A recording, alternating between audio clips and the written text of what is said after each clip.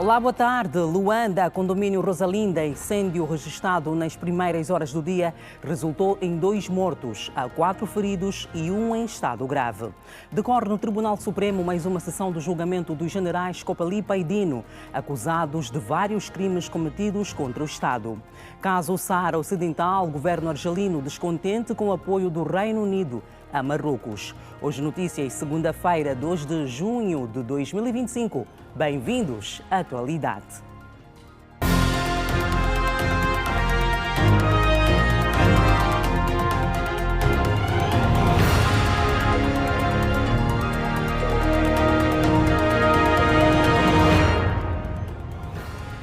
Saudações renovadas, abrimos com a atualização do incêndio ocorrido nas primeiras horas desta segunda-feira no condomínio Rosalinda, localizado aqui em Luanda. O incêndio foi confirmado pelo Corpo de Bombeiros e a rede Girassol acompanha ao detalhe. Você vê agora as imagens do local, de que se sabe até o momento é que vários apartamentos ficaram destruídos, viaturas também ficaram danificadas. O Corpo de Bombeiros confirmou 6 vítimas do incêndio, sendo que 2 perderam a vida, uma encontra-se em estado grave e 3 estão fora de perigo. Os sobreviventes recebem, por esta altura, atendimento médico na clínica Girassol. E seguimos a acompanhar este caso, agora com outras atualizações. Direto do local, o Ernesto Jaime traz outras informações em direto. Ernesto, boa tarde. Já há novos dados avançados pelo Corpo de Bombeiros ou por familiares das vítimas? Boa tarde, continuamos aqui no condomínio Rosalinda a acompanhar então o desenrolar deste ou outros pormenores deste incêndio que logo pela manhã, nas primeiras horas do dia, despertou então os moradores aqui deste recinto e também vitimou 6 pessoas. 2 morreram e 4 outras encontram-se feridas, como por exemplo os danos materiais que aqui então se fizeram por meio deste incêndio. Também há um processo já de inquérito para se apurar quantas pessoas afinal é que estavam presentes no momento do incêndio e quantas ausentes. Para mais detalhes vamos à conversa com Wilson Batista, que é o diretor de comunicação institucional do Comando Nacional do Serviço de Proteção Civil e Bombeiros. Boa tarde, em direto para o Hoje Notícias da Rede Girassol. A esta altura, qual é o ponto de situação que se pode avançar deste incêndio? A esta altura, o perímetro continua reservado para trabalhos de investigação. No entanto, alguns moradores já lhes foi permitido acederem em seus apartamentos de forma organizada e sob o acompanhamento das autoridades, de modo já a reaverem alguns meios que estão nos apartamentos. E, no entanto, este processo está a decorrer agora. Do ponto de vista operacional, mantivemos aqui para os trabalhos que se impõem de perícia no âmbito da investigação das causas do incêndio, sendo que estão aqui os peritos da investigação criminal, portanto, do SIC, e também os peritos do Serviço de Proteção Civil e Bombeiros, afetos à direção de extinção. A infraestrutura no seu todo tem alguns setores que estão bastante comprometidos, particularmente aqueles de uso comum, áreas comuns, falo do elevador e também a zona de escada, que por conta da ação mesmo de combate às chamas também reserva ainda algum cuidado, razão pela qual mantemos aqui para evitar, não é, que outros danos possam ocorrer. Há aqui uma equipa multissetorial e as pessoas tiveram acesso aos seus apartamentos, a essa altura vão recolhendo os seus pertences. Há algum local que já se foi preparado para realojar estas famílias? Bem, as famílias que aqui estão, todas elas têm outros lugares para se abrigar e, no entanto, estão a sair de forma voluntária e a irem para lugares de outros familiares e outras residências que eventualmente tenham. Portanto, até o momento não houve nenhuma solicitação de apoio direto de algum abrigo por parte de algum morador deste edifício, mas, no entanto, a administração municipal da Samba está cá no terreno, certamente que o governo provincial está a par disto, poderão, de certa forma, dar algum atendimento caso seja necessário, mas dizer que, até o momento, não houve nenhuma solicitação neste sentido. Nós aconselhamos as pessoas a isto mesmo, a procurarem outros lugares para se abrigarem, porquanto o serviço, as ações de investigação decorrem e precisamos de outros profissionais de engenharia, de construção civil, para averiguar a segurança da própria infraestrutura, do próprio edifício, de modo a desviar, despistar qualquer risco adjacente a isto. Há bem pouco tempo hoje tivemos a conversa com um dos moradores que mostrava-se descontente, pois diz que o edifício nunca teve intervenção. Ele mora aqui há 4 anos. O Corpo de Proteção Civil e Bombeiros teve acesso a esta informação, já teve contacto com a administração daqui de condomínio para poder então falar sobre esta questão? Bem, a administração de condomínio, por acaso, está colaborativa. Nós precisamos perceber o que é que terá ocorrido para rever os protocolos internos de segurança adotados pelo condomínio e ver se há necessidade de alterações, tendo em conta que existem outros edifícios que estão também equipados, podemos assim dizer, com essa infraestrutura de fornecimento de gás butano. Nós trabalhamos sempre na prevenção. O Serviço de Proteção Civil e Bombeiros dispõe de especialistas de inspeção de incêndio que diariamente trabalham com as entidades privadas e também públicas no sentido de forma antecipada, identificar os riscos, aconselhar as melhores medidas de autoproteção, porque sabemos que, por mais que a gente esteja preparado e prevenido, o risco está sempre à espreita. E o pior desastre que pode acontecer é aquele para o qual não estamos preparados. Portanto, nós temos trabalhado diariamente e muito arduamente com os cidadãos, de forma muito acutilante, porque entendemos que, para além daquilo que é a questão moral da segurança contra incêndios, mas também é preciso garantir que se cumpram aquilo que está preceptuado na lei. A segurança contra incêndio tem o seu abrigo, ou seja, está previsto o abrigo do Decreto Presidencial 195/11, que é o decreto presidencial que estabelece o regime de segurança contra incêndio nas edificações, e todos esses aspectos estão ali previstos. Só cabe aos investidores e gestores, não é, de estruturas como esta, estarem mais próximas ao Serviço de Proteção Civil e Bombeiros, adotarem as medidas que estão previstas na lei para que situações como estas não possam acontecer. E se acontecerem, estarmos todos devidamente preparados para uma resposta consentânea, rápida e com menos danos possíveis. Eu gostaria também que falasse um pouco sobre este próprio sistema de gás butano, de ligação de edifício para edifício, ou seja, de apartamento para apartamento. É aconselhável? O que é que se pode dizer? Bom, essas ligações domiciliares de gás butano é uma realidade que vai chegando a nível da construção civil em Angola, não é? Isto já se vê noutras latitudes, em outros países, não é? Já é sistema de fornecimento de gás. Nós precisamos sim de avançar, contudo é preciso aumentar a literacia e a cultura de segurança das pessoas, não apenas aquelas que são os beneficiários destes serviços, mas também das empresas que estão licenciadas para a montagem desses equipamentos. Portanto, precisamos aqui assumir o compromisso de garantir uma fiscalização, uma revisão permanente, uma manutenção acentuada e que seja partilhada a informação com os beneficiários, não é? Porque um duto destes de gás butano com ligação domiciliar é como uma bomba. Basta apenas um ponto de ignição e vamos ter isto que ocorreu aqui. No entanto, nós, Serviço de Proteção Civil e Bombeiros, estamos a par de todas estas transformações que vêm ocorrendo a nível da construção civil, e vamos cada vez estar mais próximo das empresas responsáveis neste setor, não é?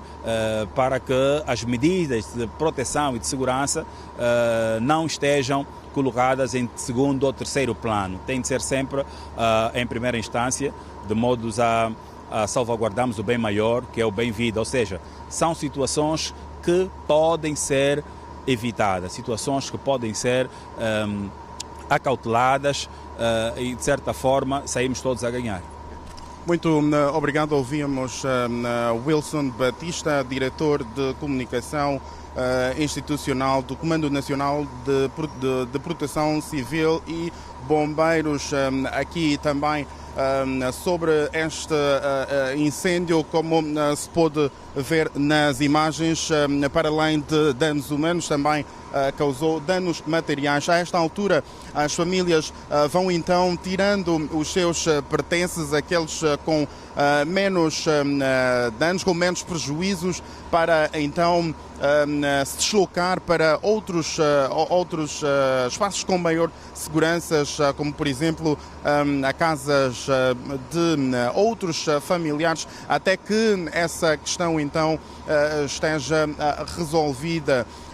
Ainda não se sabe ao certo o número total de danos materiais que este incêndio, que começou logo nas primeiras horas do dia, às 5 horas e 45 minutos, é o que se fala, pelo menos aqui por parte da vizinhança, terá então causado. Mas o que se pode ver, por exemplo, é danos em algumas viaturas, tal como podemos recolher aqui as imagens e constatar também em loco aqui dos danos causados por este incêndio.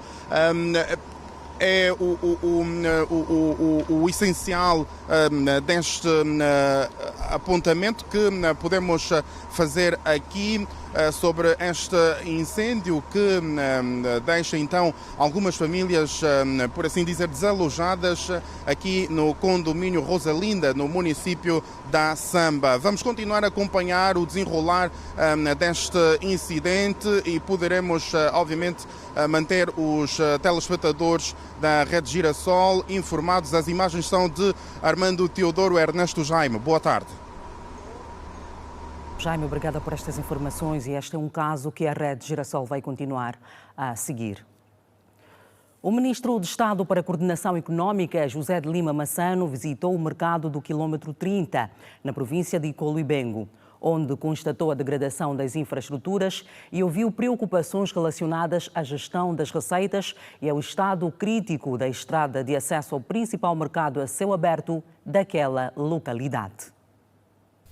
Durante a visita, um dos pontos levantados foi a questão das receitas arrecadadas no mercado do quilômetro 30. O governador do Icolo-Ibengo, Ausílio Jacob, questionou a veracidade dos valores mensais que chegam aos cofres públicos e alegou que os cerca de 20 milhões de kwanzas declarados não correspondem ao número visível de contribuintes. Chegamos à conclusão que muitas coisas acontecem fora do circuito bancário normal.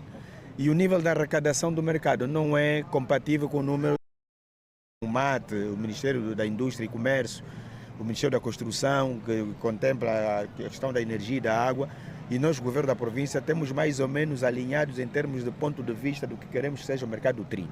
Segundo o governador, essa discrepância pode estar a comprometer a gestão transparente das receitas e a afastar o mercado dos mecanismos de economia formal. Então, um mercado que faz 1 bilhão de kwanzas por dia, em termos de atividade concentrada, que realiza atividade econômica transversal em todas as áreas, tem que contribuir para o PIB.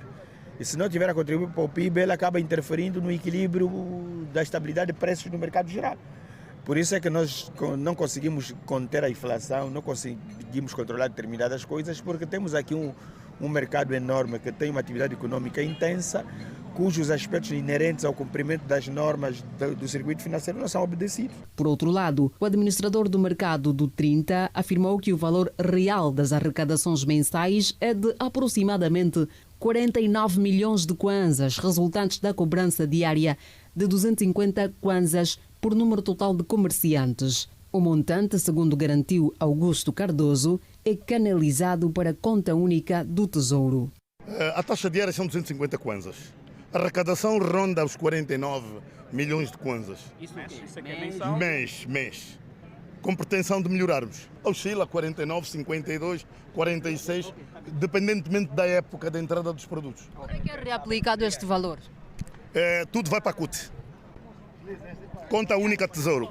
Além da questão das receitas, outra principal preocupação partilhada tanto pelo administrador como pelo governador recai sobre a estrada de acesso ao mercado, cuja degradação dificulta o transporte de mercadorias e compromete o escoamento da produção. O ministro de Estado para a Coordenação Econômica, José de Lima Massano, destacou que a melhoria da malha rodoviária e a instalação de sistema de abastecimento de água potável constituem prioridades para o governo, tanto para o funcionamento do mercado do quilômetro 30, como para o reforço do centro logístico de Icoli-Bengo. Não, nós agora vamos, como referi, tanto nós, e foi também um entendimento que tivemos, tanto agora há este trabalho que vai ser feito pelo Ministério das Obras Públicas, Urbanismo e Habitação, em relação à malha rodoviária, o Ministério da Energia e Águas, que vai trabalhar no tema da água e da eletricidade, o Ministério da Indústria e Comércio, que com o Governo da província de Icoli-Bengo iremos trabalhar neste percurso de o que é que temos condição de, novamente com segurança, transitarmos de um espaço para o outro. E daqui a uma semana foi o que acertamos, voltamos a estar juntos e aí sim vamos aprovar depois um programa de ação, levamos à consideração do Governo e irmos fazendo o nosso caminho. Segundo o governante, está em curso uma estratégia que visa transferir parte das atividades económicas para o perímetro do centro logístico, com o objetivo de fortalecer a organização do comércio e assegurar melhores condições para a segurança alimentar no país. A nossa grande preocupação hoje é de conferirmos dignidade àquele mercado e de, com maior segurança, permitir que os bens, como refere, do principal mercado abastecedor, ao chegarem aos consumidores, venham com qualidade e com segurança. Não é? Portanto, esse é o grande sentido e retiramos também vantagem de infraestruturas que foram desenvolvidas pelo país, com recursos públicos e que têm que ser colocados ao serviço da sociedade. Não é? Portanto, este é o propósito principal do encontro que realizamos hoje. Várias famílias do bairro Baixa de Cassange, em Luanda, em situação de vulnerabilidade no município dos Mulenvos, beneficiaram de produtos de higiene e desinfetantes de água para combater a cólera na localidade. Organizado por uma instituição privada em colaboração com a administração municipal dos Mulenvos, o momento serviu também para saudar o Dia Internacional da Criança, assinalado neste domingo. O ato, que teve lugar na escola do primeiro ciclo do bairro Baixa de Cassange, visou agraciar algumas crianças com bens de primeira necessidade em alusão ao 1 de junho. O administrador municipal dos Mulenvos, Euclides da Costa, que participou de algumas brincadeiras com os pequenos, disse que a ação solidária chega em tempo oportuno, tendo em conta as várias necessidades que as famílias daquela localidade têm enfrentado. Escolhemos o bairro Baixa de Cassange, que principalmente um dos bairros aqui, então, prestar esse gesto de solidariedade, e no quadro do mês de junho aproveitamos que fossem diretamente as crianças a receberem esse tipo de ação. Por isso estamos aqui e agradecemos o Grupo Brasil por essa ajuda, por esse apoio que prestou a administração municipal, e com ela trouxemos então a essas famílias. Para minimizar as condições sociais das famílias da Baixa de Cassange, segundo ainda Euclides da Costa, nos próximos dias o município vai ganhar uma cozinha comunitária que deverá servir 2 refeições diárias para a comunidade. Está em vista nesse bairro o término da obra da cozinha comunitária, que nos próximos dias vamos entregar à comunidade e que vamos inicialmente ter 2 refeições por dia, para que possamos então beneficiar aquelas famílias vulneráveis a esse respeito. E outras ações também serão realizadas. Vamos terminar agora essa cozinha comunitária aqui no bairro Baixa de Cassange. No bairro KUPB vamos dar continuidade à obra que está parada da cozinha comunitária, para que possamos então dar o sustento. E o representante do grupo Basel Angola, Bac David, que detalhou os produtos de higiene e bens alimentares entregues à população, disse que o ato se inscreve no âmbito da responsabilidade social da instituição. Fazemos um pouco de tudo. Tudo que aquilo que nós produzimos com os meios de higiene pessoal e não só, juntamos alguns bens alimentares. Digo que nesse kit que formamos, juntamos um bocadinho do arroz, a massa, a maionese, ketchup e o iogurte para os pequenos. São os meios para minimizar a necessidade, por exemplo, deste dia. Dizendo que a Basel não fala por aqui, nós, junto com a Administração de Molevo, a Administração Municipal de Ação Social, vamos trabalhar em conjunto, vamos abraçar essa causa para poder minimizar a necessidade desse município dos Molevos. Como sabem, o bairro Baixa de Cassange é um dos poucos que está afetado também com o surto da cólera. E esse kit de higiene que vem, ou de detergente, vem de certa forma para ajudar algumas famílias. Para nós, enquanto coordenador do Conselho do bairro Baixa de Cassange, é uma mais-valia. Devemos agradecer primeiro à Administração Municipal dos Molevos por ter selecionado o bairro Baixa de Cassange e, de forma genérica, o Grupo Basel, por ter trago essa alegria hoje, no dia 1 de junho, às crianças aqui do nosso bairro. O bairro Baixa de Cassange, que se debate com problemas de saneamento básico, vias de acesso, assim como a falta de energia e distribuição de água potável, tem uma população estimada em mais de 85 mil habitantes. E a Administração Municipal do Camama realizou um programa denominado Feijoada Solidária, em benefício das crianças daquele município. Vários atrativos fizeram a alegria dos pequenos. Mais de 1000 crianças no município da Camama foram agraciadas com a feijoada solidária, momentos de brincadeiras, danças, muita música e outros atrativos numa iniciativa da Administração Municipal da Camama. As crianças demonstraram satisfação pelo momento e apelam a todas as outras que tenham um dia muito feliz. Gostei da diversão, atividades correu muito bem, os jogos e também gostei das pinturas que fizeram e do palhaço. Desejo a todas as crianças que tenham bom dia e bom feliz dia da criança e também tenham que merecer os cuidados, a diversão, respeito. Para as mães, a iniciativa da administração da Camama é boa no dia 1 de junho para deixá-las mais felizes e aproveitarem o momento. A iniciativa está a ser boa, porque eu vivo aqui, sou moradora do Camama. Por mim é a primeira vez que eu tenho visto essa atividade das crianças. E está sendo muito bom, as crianças estão a se divertir. Boa iniciativa da administradora do Camama. É boa iniciativa nesse caso. Estamos felizes, Tem brinquedo, tem comida, temos água, temos gasosa, temos de tudo um pouco aqui nessa atividade e está sendo muito bom. Que as crianças se divertem, porque é o dia delas. E que sejam felizes, Para aquelas crianças que não conseguirem se divertir agora, que essas crianças vão passar uma mensagem de amor, de carinho, para lhes confortar. No evento, houve também um posto de saúde onde, embora limitado, quem pudesse fazer consulta ou medir a pressão arterial o fizesse de forma natural. Fui porque a minha filha ouviu o barulho de casa e me pediu para vir até aqui. Se que eles se divirtam, sejam mesmo criança e os pais prestem mais atenção nos nossos pequenininhos. A administradora municipal da Camama, Claudinete de Almeida, disse que há um comprometimento por parte da administração para com as crianças e com os seus direitos e deveres e informá-las a importância da data. E nós temos 11 compromissos da criança que a administração municipal e o governo de Angola está devidamente alinhado e nós devemos fazer cumprir cada um desses 11 compromissos.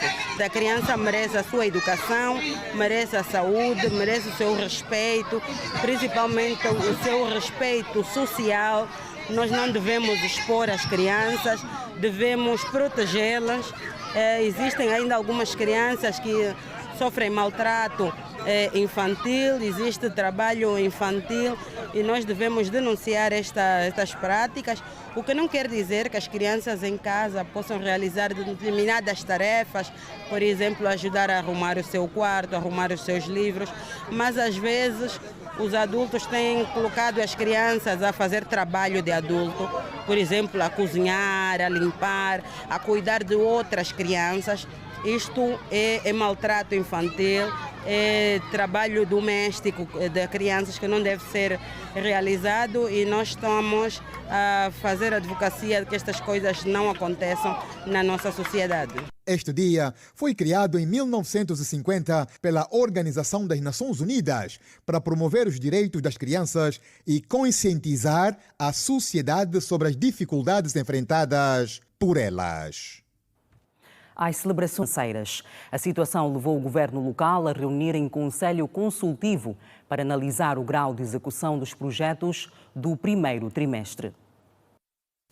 O nível de execução das atividades do primeiro trimestre do governo de Cabinda estiveram em análise no conselho consultivo.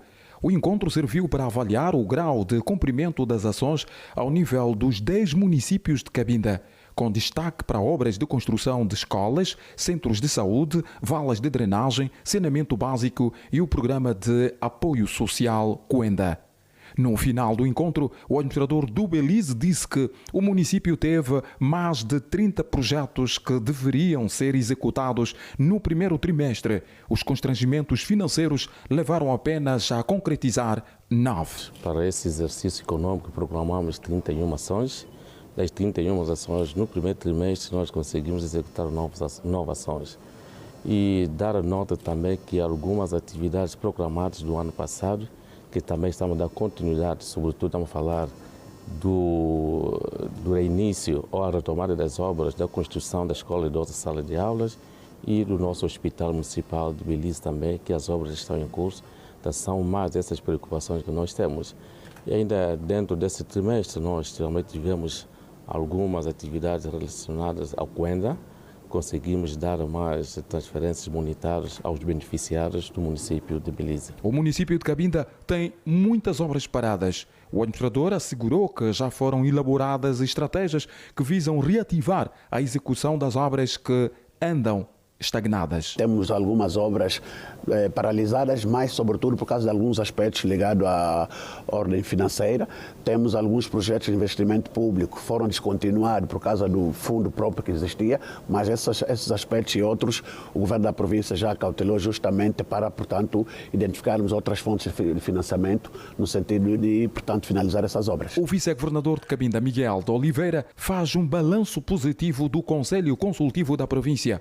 O governante disse que as atividades do primeiro trimestre foram executadas numa percentagem que vai acima dos 50%. Nesta reunião discutimos os 4 relatórios dos municípios de Cabinda, Kakuango, Bicosau e Belize e também discutimos o relatório do primeiro trimestre do governo da província de Cabinda. Portanto, o nosso balanço foi positivo, porquanto todos os municípios tiveram um grau de cumprimento na ordem não inferior a 70% das ações programadas para o trimestre que hoje balanceamos. O nosso plano de atividades também da província foi avaliado em cerca de 80% relativamente às ações programadas para o trimestre. Nós podemos dizer que em todos os domínios, quer na vertente social, econômica, política, bem como nos domínios que têm a ver com as obras programadas, nós temos um grau de cumprimento bom. E esperamos então continuar com a mesma dinâmica no balanço que faremos do segundo trimestre e dos semestres seguintes. Durante o Conselho, os participantes tomaram conhecimento dos relatórios das atividades que decorrem nos 10 municípios da província. 12h29, fazemos a primeira pausa neste jornal. No regresso temos outras para lhe contar. Até já.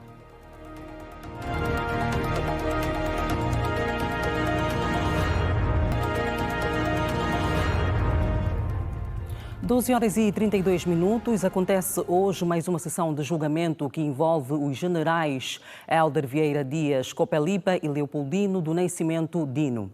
Na sessão desta segunda-feira, o defensor oficioso da China International Fund está a apresentar a sua contestação. Junta-se a nós em direto Alberto Capitão com outras informações. Capitão, boa tarde.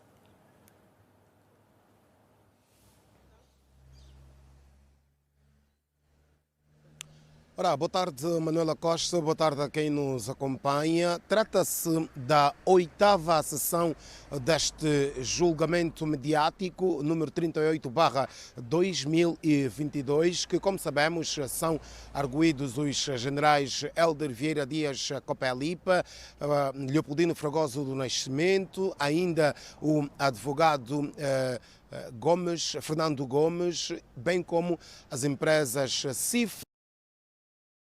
Mais habitual, voltou a não ter aqui nenhum representante desta instituição para acompanhar o julgamento, tendo apenas este advogado ou este defensor oficioso, no caso Meireles, que solicitou a absolvição da CIF porque entende que esta empresa não, por via dos seus responsáveis, não cometeu os crimes de que lhe são imputados.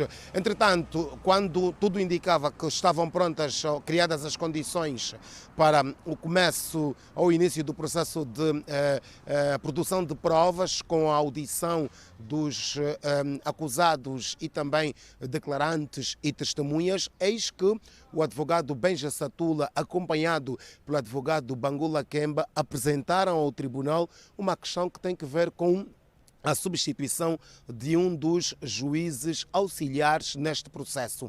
É que o juiz Raul Rodrigues faz parte da Câmara Civil, mas aparece neste processo como um dos auxiliares da veneranda juíza Anabela Valente, situação que chamou a atenção dos advogados, como podemos constatar nas palavras que vamos ouvir a seguir.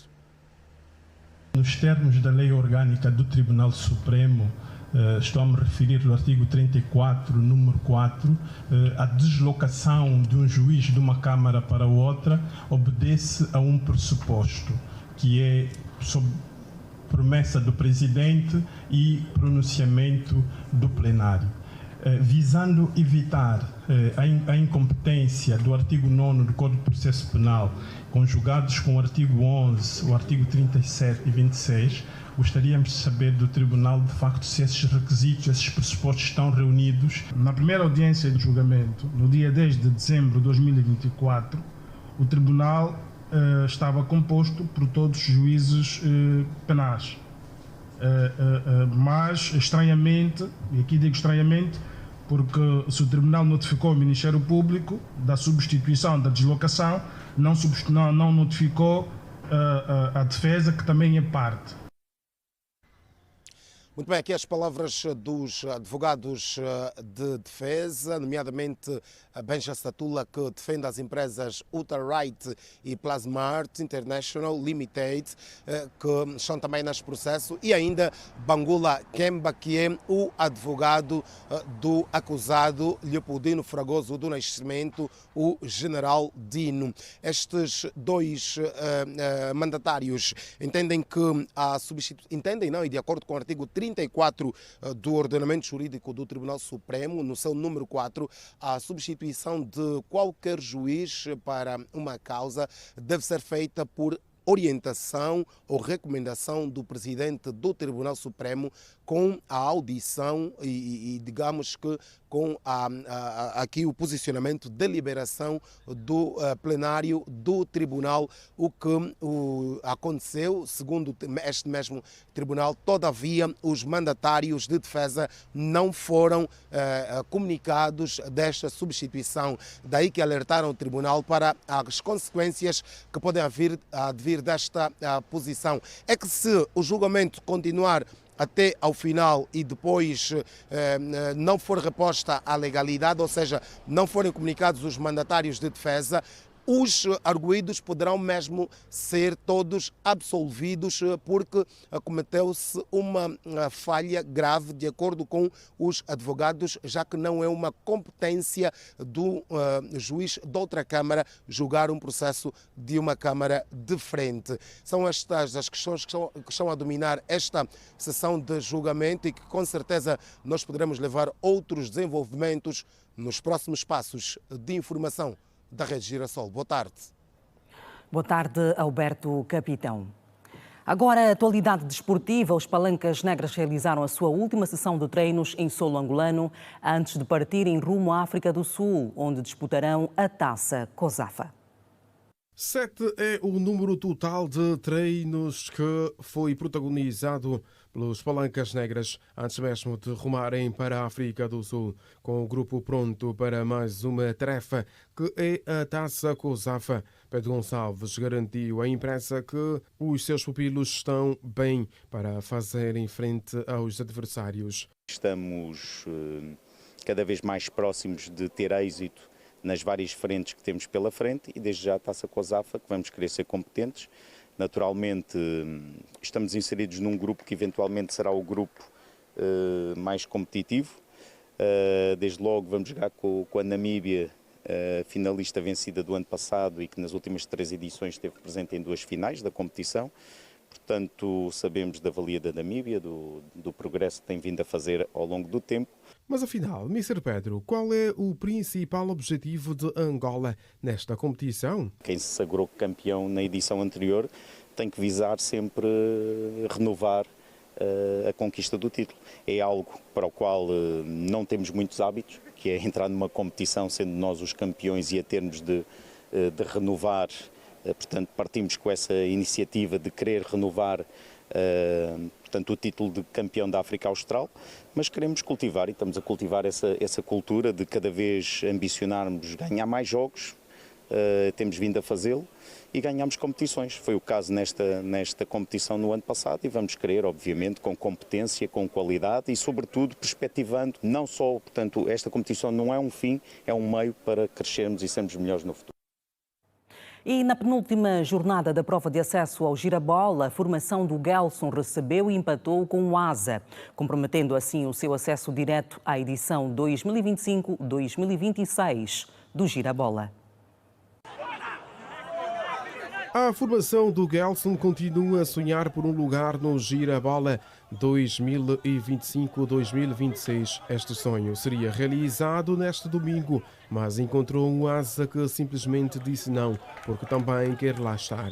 Por isso, igualou a partida e deixou a formação do Gelson com poucas esperanças. Um jogo completamente rápido e automaticamente repartido, com alguns perigos. Foi o que o público presente no 22 de junho viu. No final do jogo, o adjunto Romeu Jorge garantiu que nada está perdido. Não perdemos ainda nada, porque terminamos o nosso jogo hoje, o campeonato para nós terminou hoje, mas nós estamos para a Liguilha.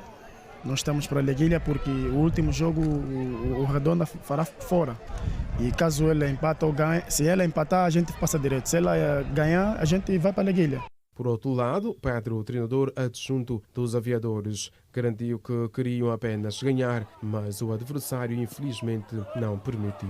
Para nós ganharmos o jogo, faltou-nos concretizar com maior eficácia as oportunidades que foram criadas. Penso que hoje não fomos suficientemente capazes de traduzir aquilo que nós produzimos em golos e quando assim é, temos que nos queixar de nós mesmos. Com este resultado, o Gelson Futebol Clube continua na primeira posição com 24 pontos, ao passo que o Asa aparece na terceira posição com 21 e o Redonda do Bengo é o segundo colocado com 23 pontos. E o Pirâmides do Egito conquistou neste domingo a sua primeira Liga dos Campeões da África, ao vencer o Mamelodi Sundowns da África do Sul por 2-1 no encontro da segunda mão no estádio 30 de junho, na cidade do Cairo. O estádio 30 de junho no Cairo, Egito, esteve no máximo da sua lotação com os adeptos dispostos a verem os artistas da bola lutarem pela taça de clubes mais desejada em África. O Mamelodi Sundowns, que jogava de amarelo, entrou mais lançado ao ataque, com vários lances a incomodarem o setor mais recuado dos egípcios nos minutos iniciais do duelo. O Pirâmides do Egito depois se encontrou e começou também a pisar por vários momentos a zona comandada pelo keeper da turma sul-africana. Aos 23 minutos, o atacante congolês Fiston Mayele abriu o marcador para os donos da casa, depois de um mau alívio do defesa Sundowns. Na segunda parte, o defesa egípcio de 33 anos de idade, Ahmed Samin, fez o segundo tento para o Pirâmides local. Aos 75 minutos, o sul-africano Igrams Reiners reduziu para 2-1 o score, porém insuficiente para evitar a vitória dos donos da casa. Com o resultado no agregado de 3-2, o Pirâmides do Egito conquistou consequentemente a sua primeira taça da Liga dos Clubes Campeões Africanos em futebol. A festa era do clube egípcio no final dos 90 minutos, 17 anos depois da sua fundação em 2008. Recordo que na temporada 2019-2020 o Pirâmides do Egito perdeu a final da taça Nelson Mandela. A seguir, segunda ronda de negociações para a paz na Ucrânia. As delegações reúnem-se em Istambul para a resolução do conflito. É depois do intervalo. Agora, 12h44.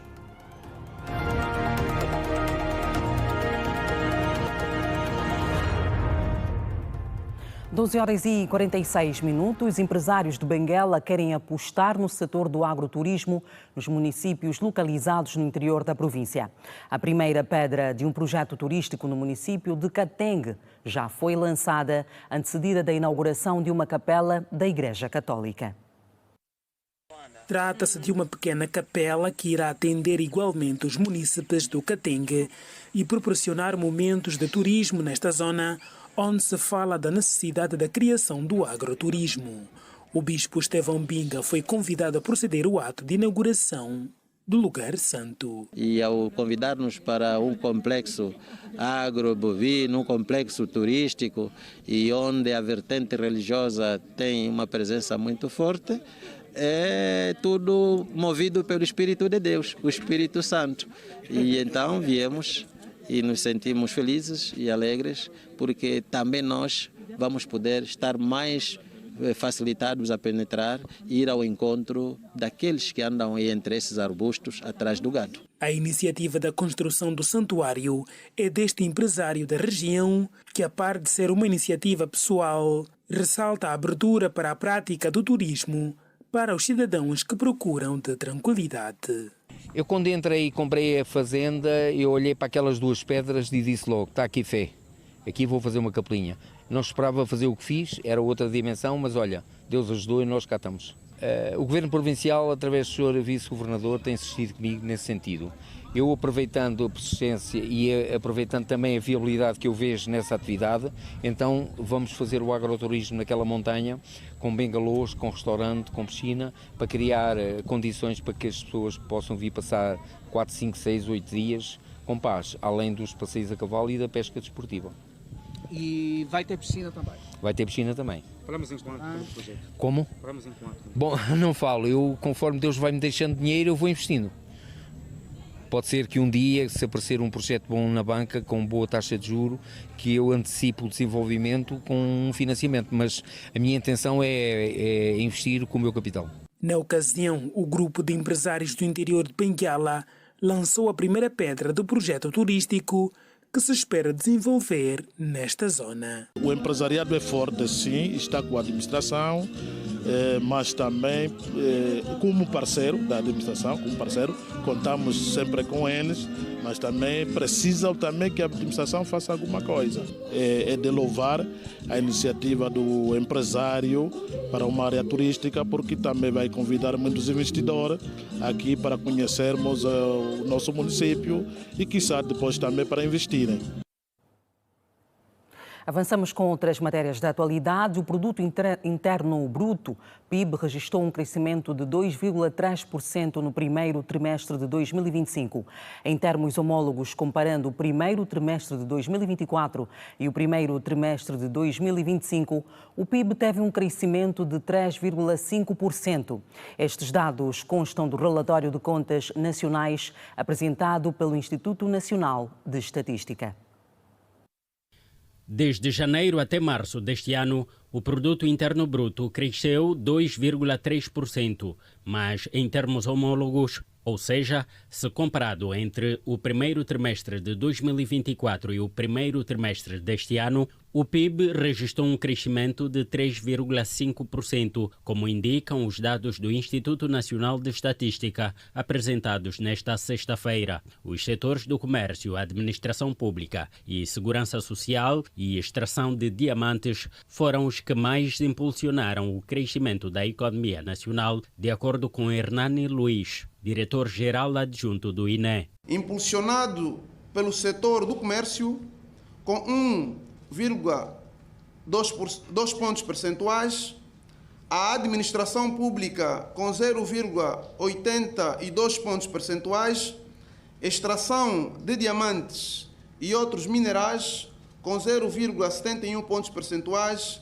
e agricultura com 0,36 pontos percentuais. No global, o setor não petrolífero registrou no primeiro trimestre de 2025 um crescimento robusto de 5,4%. De acordo com Hernani Luiz, o setor da agricultura, petróleo e comércio continuam a ser os maiores contribuintes do Produto Interno Bruto. Os dados atuais revelam que o setor da agricultura, a par do setor petrolífero e do comércio, é um dos principais motores atualmente da economia angolana, tendo como um peso de 19,5% do produto interno bruto contra os 19,6% do setor petrolífero e 18,8%. Está identificado o responsável por um ataque durante um evento pró-Israel em Boulder, Colorado, nos Estados Unidos da América. 6 pessoas ficaram feridas durante o referido ataque. Confira a seguir o compacto internacional. As autoridades norte-americanas identificaram o responsável por um ataque durante um evento pró-Israel em Boulder, Colorado, que deixou 6 pessoas feridas e está a ser investigado como um ato de terrorismo. O agressor, Mohamed Suleiman, 45 anos, usou um lança-chamas de fabrico caseiro para atacar um grupo de pessoas reunidas num evento de solidariedade aos reféns mantidos pelo Hamas na faixa de Gaza, informou o FBI. Durante o ataque, Suleiman gritou: "Libertem a Palestina".